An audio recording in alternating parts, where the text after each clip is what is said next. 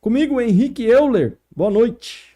Boa noite. Hoje, depois desse campeonato que finalmente acabou, a gente finalmente vai trazer um time bom aqui, né? A pauta é essa. Alguém que, Finalmente, um time decente em Maringá. Então, alguém fiquem que aí. tá dando orgulho pra cidade Alguém Canção. que traz alegrias para a cidade. Hoje a gente vai ter aqui, hein? Tavares.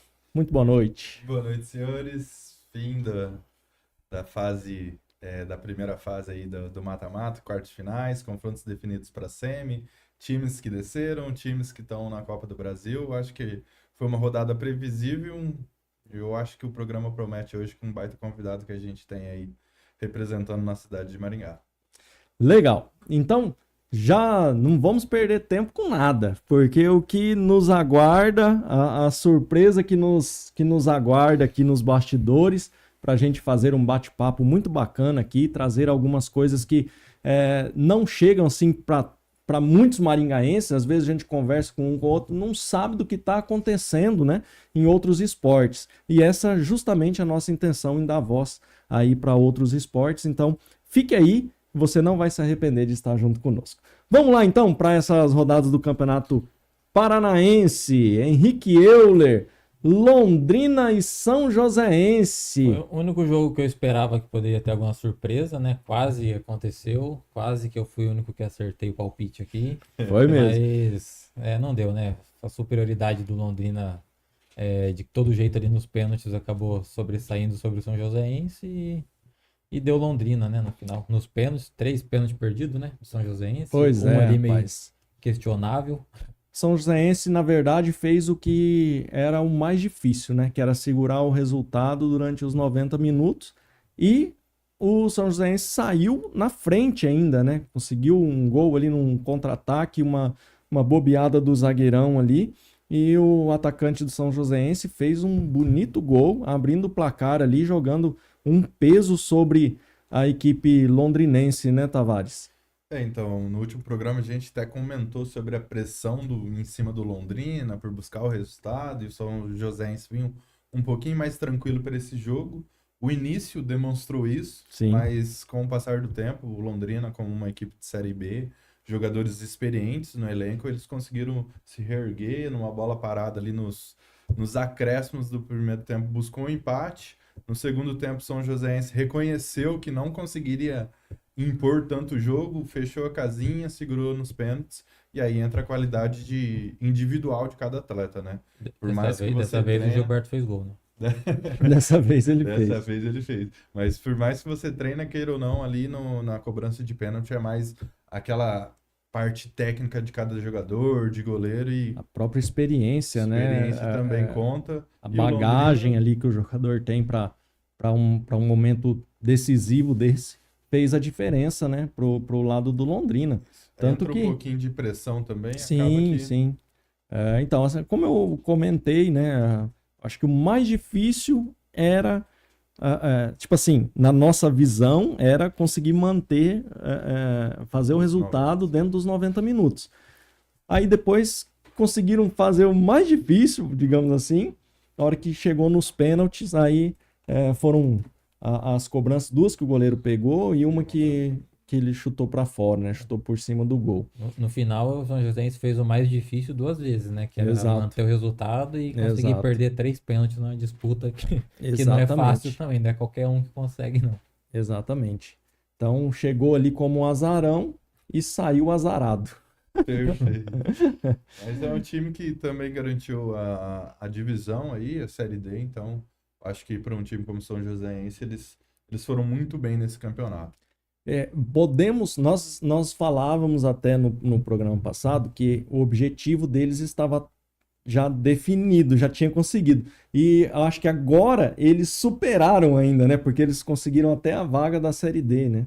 Perfeito. E conseguiram, até comemoraram nas redes sociais, né? Segundo ano consecutivo, né? Tem esse ano já, Uhum. conseguiram a vaga pro ano que vem, então é isso, né? Ninguém almejava títulos para eles, né? Do Paranaense, então eles tinham a meta deles e para mim eles conseguiram adquirir, né? Alcançar o alvo, o objetivo deles com sucesso aí no Paranaense. Exatamente. E, rapaz, eu achei interessante esse goleiro do São Joséense, viu? Ele pegou o pênalti lá do Gilberto naquele primeiro jogo Nesse segundo jogo ele foi bem também durante os 90 minutos e também pegou um pênalti nas cobranças das penalidades. É, um bom goleiro, né? Ah, o São José esse inteiro, né? Foi um bom time, assim, né? De acordo com as expectativas que tinham sobre eles. Sim, Então, assim, sempre tem aquelas peças que se destacam, né? E acabou que o sim. goleiro é uma delas.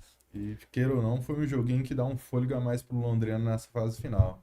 Tomar um sustinho ali nas quartas e se preparar para uma semi, eu acho que Acende aquele, né? vale muito, Aham. ainda bem com uma disputa que enfrenta o Atlético Paranaense. Então, foi de grande valia esse jogo acontecer nas quartas de finais. Perfeito. Vamos pro próximo, Chiquinho.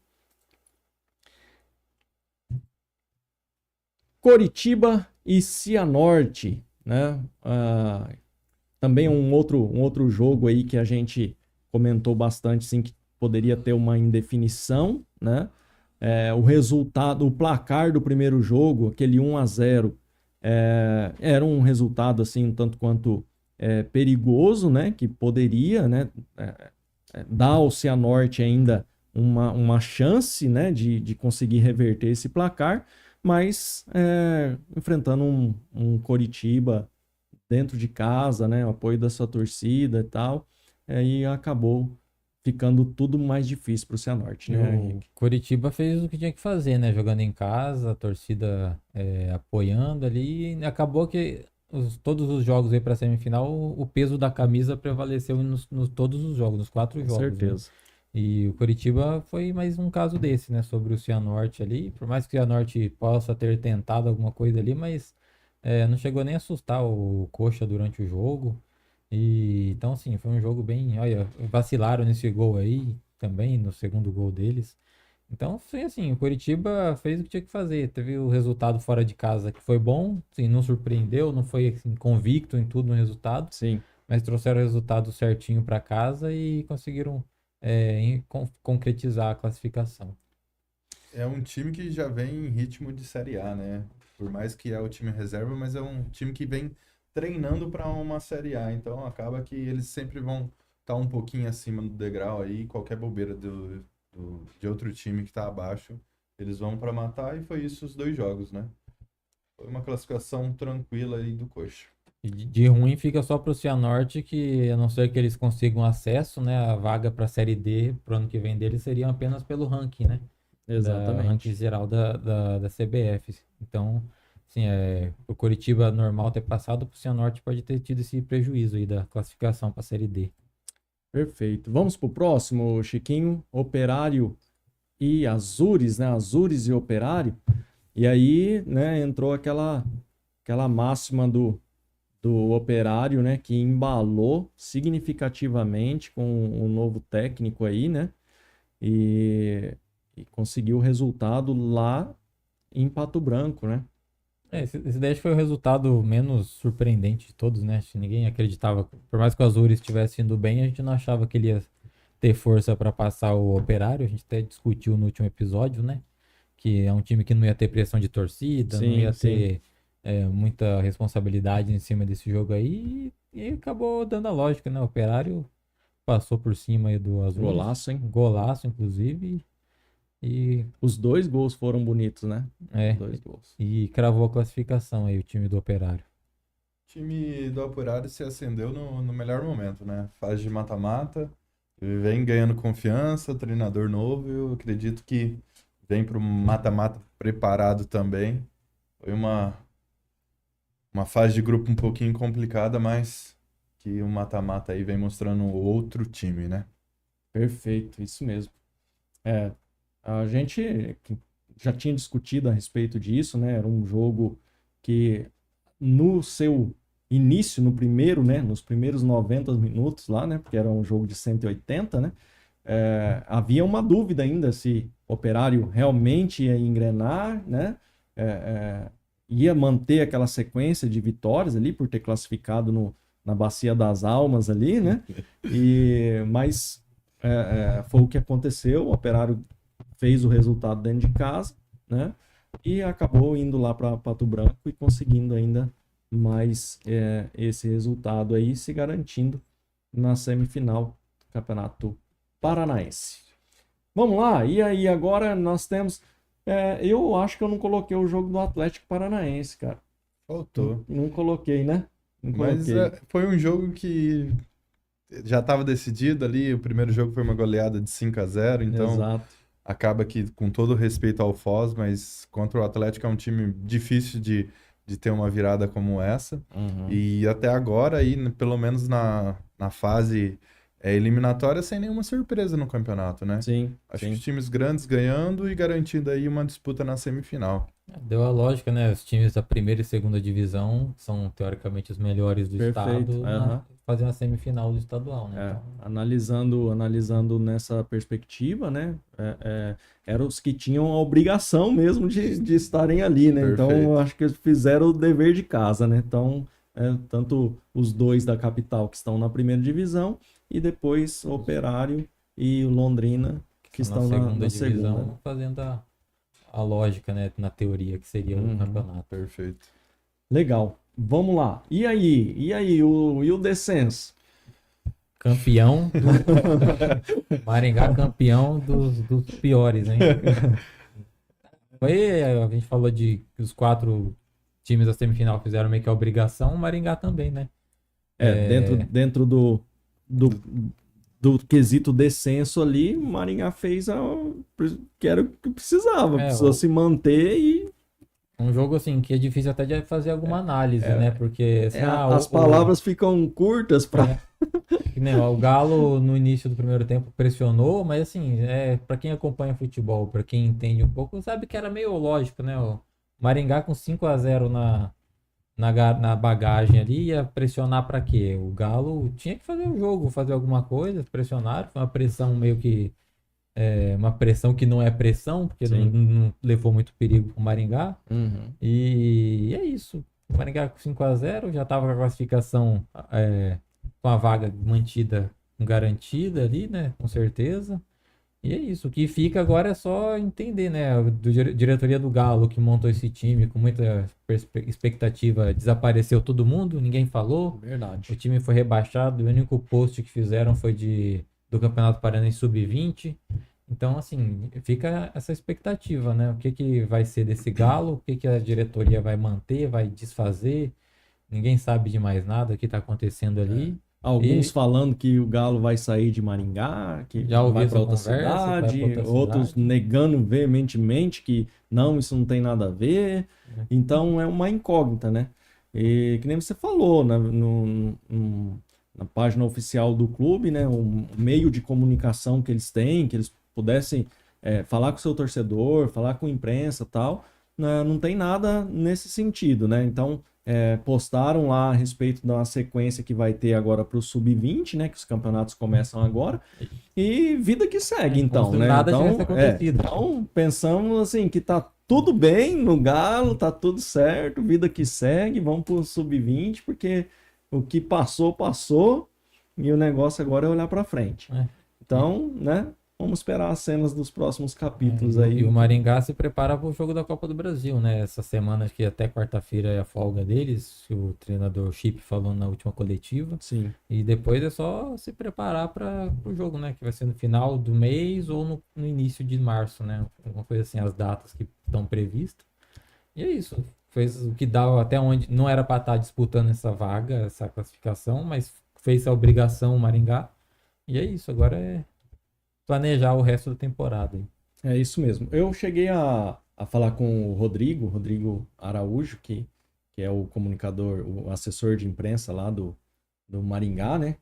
Até um abraço pro Rodrigão, gente finíssima, sempre trata a gente muito bem. Um abraço, Rodrigo, você é fera.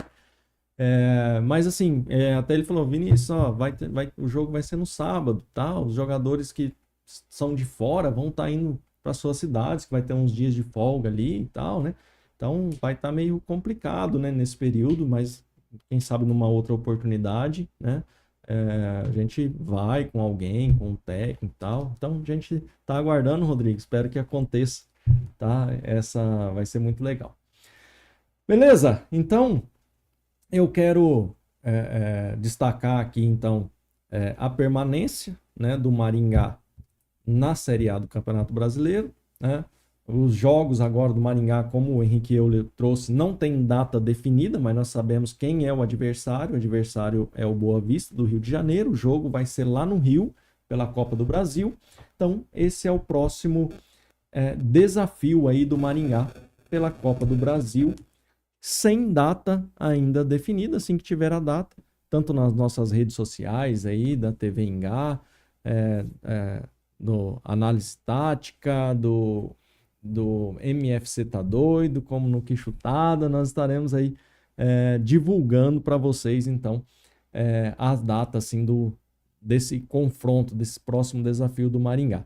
O Galo, como nós falamos, assim, não temos nenhuma notícia. O que se sabe é que a taça FPF, né? O Galo confirmou já há alguns dias aí, a diretoria do Galo falou que sim, que participaria da taça FPF, mas a gente vai saber aí mais afinco no decorrer desses dias aí, o Galo estando se organizando. Também quero mandar um abraço para o Marcelo Xavier, que é o diretor de futebol lá do Galo. Também ficou aí de uma próxima oportunidade estar junto com a gente aqui no TV Engá Esportes. Beleza? Fica a dúvida aí se o Galo vai jogar essa taça, porque a gente teve uma despedida deles do Paranaense lá que eles falaram, eles colocaram lá que só voltam a jogar no ano que vem na Série B, né? Então agora não dá pra saber o que eles querem da vida, porque tem que esperar alguém lá dar as caras pra falar alguma coisa mesmo. É isso aí. Finalizamos aqui então essa primeira parte a respeito do Campeonato Paranaense. Eu acho que já demos um panorama geral aí. Só coloca pra gente o chaveamento, Chiquinho, que já tem data definida, né? Jogo de ida e jogo de volta. Então, primeiro jogo é Londrina e Atlético Paranaense, dia 15 às 18h30, no Estádio do Café. E depois a volta lá na Arena da Baixada, no dia 22, no domingo às 16 horas. Já o do Operário e Coritiba, o primeiro jogo vai ser no sábado, dia 14, às 16 horas. E o segundo jogo, dia 21, no sábado, 16 horas também, lá no Couto Pereira. É a definição aí de quem vai para a grande final do Campeonato Paranaense, mais conhecido como Ruralzão. Prefere a final Atletiba ou o Clássico do Interior? Ah, cara, eu acho que não zicando os times da capital, né? Mas seria mais interessante, né, pra gente que tá no interior e ter uma valorização, assim, digamos, de expectativa dos times menores, de enxergar o campeonato como sendo mais possível, né? Para eles, né? Eu acho que é interessante a final sendo do interior, né? Então, fico nessa expectativa aí. Eu já vou pela rivalidade.